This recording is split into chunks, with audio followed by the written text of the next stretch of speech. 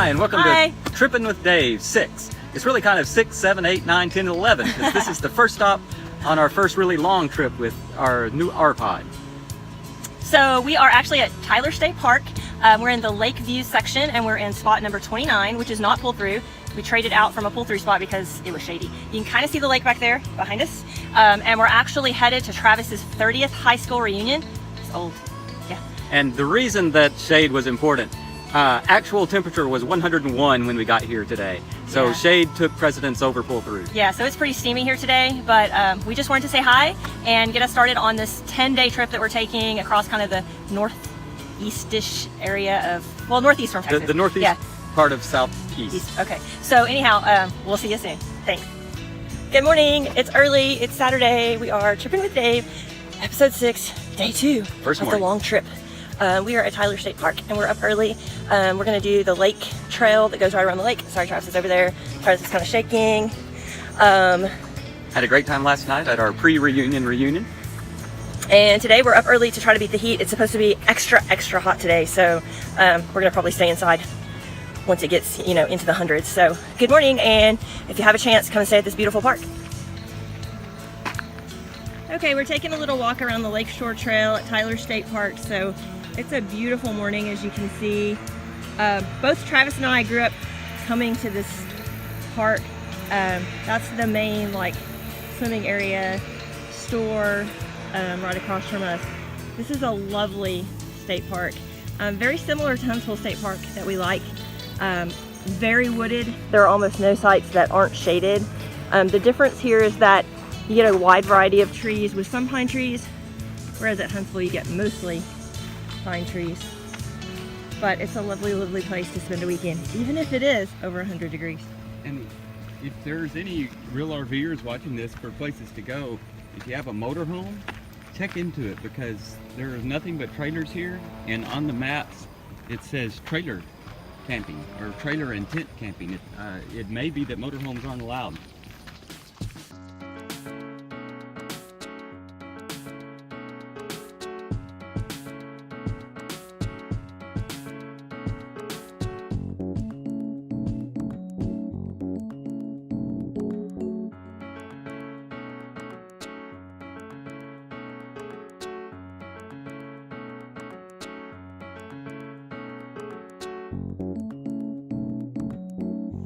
Good morning. This is Tripping with Dave, episode 6, day 3. It's early.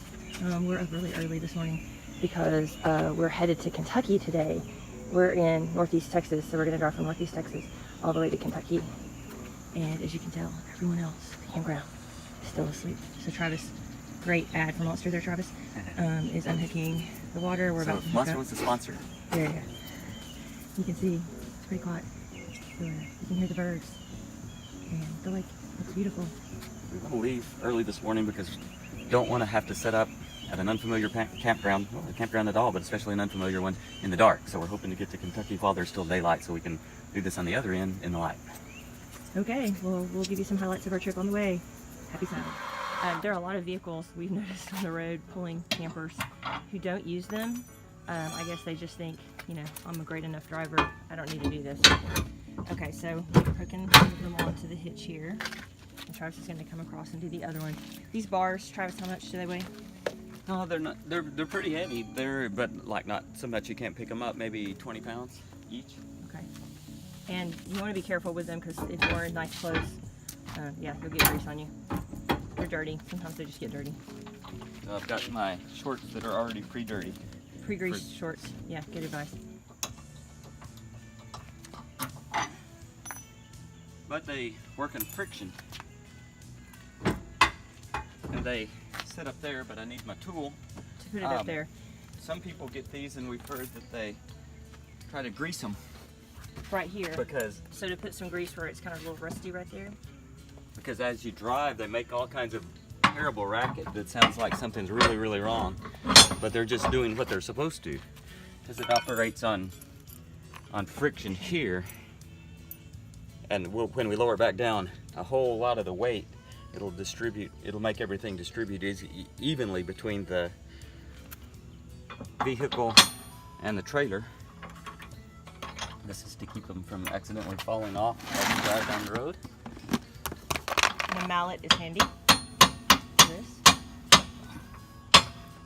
By the way, I'm sure our neighbors are loving us right now because people are still sleeping. Becky just honked the horn. Yeah, I just honked the horn, and the tent campers across from us are probably just really loving us right now. You know, in addition to the fact that it's freaking hot out here and you're sleeping in a tent with no air conditioning. So you can kind of see. I love this little tool that you use to put on the weight distribution bar. I think it would make a great weapon.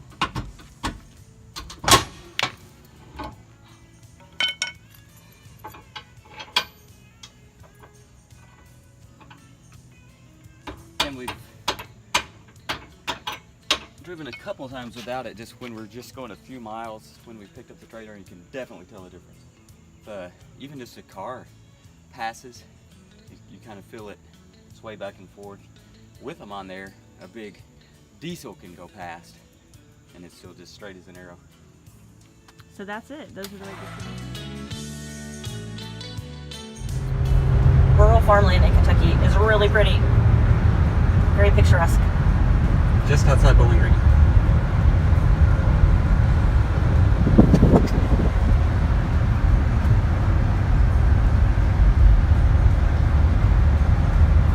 By the way, we think we probably took a wrong turn thanks to Waze. So this is the way Siri is sending us. There is no way this can be the real way on this little 2-lane road to get to Mammoth Cave. But, you know, it's scenic. It's pretty. I don't know if you can see it over there in the distance, but there's pretty hills with like the fog coming out of them. Right now I know you can just see the barn. A storm just passed, and so it rained pretty hard. There's a lot of kind of thunderheads around. The storm's kind of clearing, so there's just kind of a little mist coming off of the hills.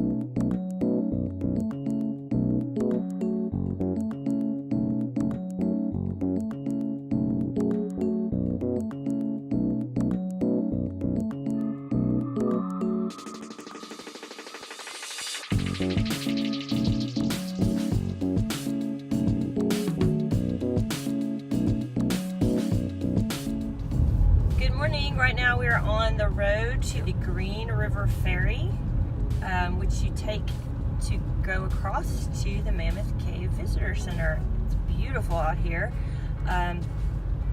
We're thinking the ferry's not going to be very crowded, although the ranger at our campsite did say that you usually have to wait in line for about 30 minutes to get into the Mammoth Cave Visitor Center area park. Doesn't seem like there are any other people around other than us, so but this is really pretty and kind of unique. There was a deer that just walked across the road right there, so watch out because there could be some more. We had a really lovely run hike this morning, a trail in the woods, and got to see a deer. And the weather is very nice. It's in the low 70s. It is really humid. I had no idea that this part of Kentucky was so humid. It's basically like southeast Texas. We are riding the Green River Ferry to get to Mammoth Cave. It's just a little 2-car ferry that goes across the river, as you can see. Pretty awesome.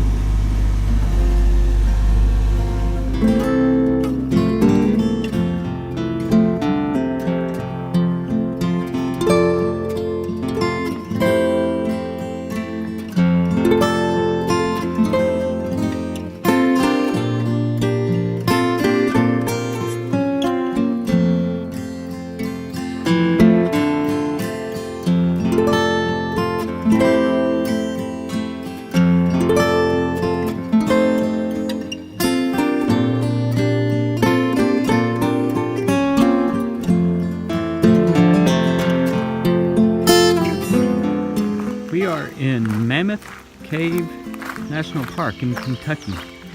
Absolutely beautiful park, as you can see, with all the trees. We just did the historical tour of the cave, which was about a 2-mile tour of the caves that they first found and the main cave that it got its name from and everything. It was a lot more of a challenge than we thought. We were okay, but I was concerned about some of the older type people that were with us. It was there's a lot of ducking, almost crawling, a lot of going up and down pretty steep stairs and things like that, but it was a lot of fun. Now we're walking down towards the river. On the tour we learned that the caves are really underground tributaries to the Green River, and there's levels of them. The oldest one's on top, and as the river dug deeper and deeper into the ground, the underground tributaries got lower and lower. It's now down to the 5th level underground. And where we're walking down to, supposedly, you get to see where that bottom level now is actually draining into the river. But great place to come visit if you're in the Kentucky area or want to make this part of a larger trip. Mammoth Cave. It's a great place to go. So we found where River Styx, the underground part of the river that has created all of these caves for millions of years. This is where it's currently still working. That's the River Styx, where it's coming from underground and goes down and feeds the Green River, which is right there. You're not able to see it on the camera, I don't think. Pretty cool.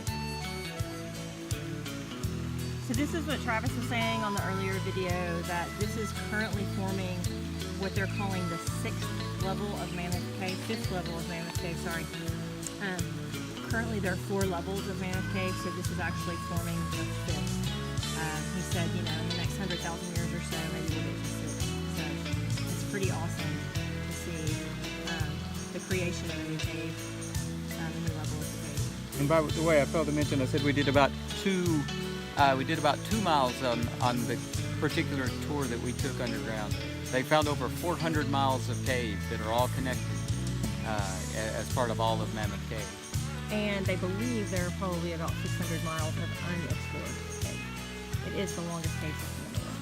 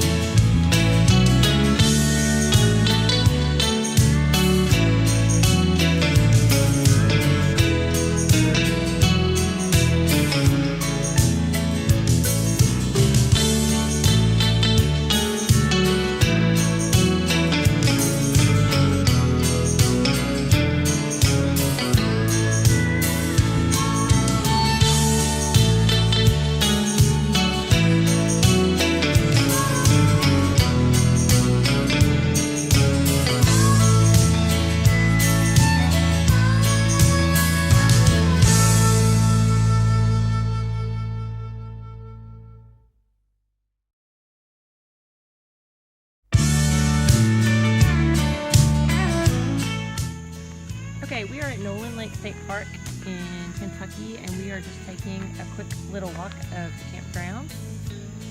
There's Dave and Maverick, and we just wanted to kind of show you what some of the sites look like so you can get an idea. It's a really small little campground. There's only, what, 30? But it's very nice, very great bathhouse, nice beach and a nice lake. But you can see most of the sites look exactly like these. It's just, you know, a little concrete pad. Actually, they're not concrete, they're gravel. And hook up. Water and electricity. So you can see this one over here. Water and electricity. And then there's a dump station back at the front.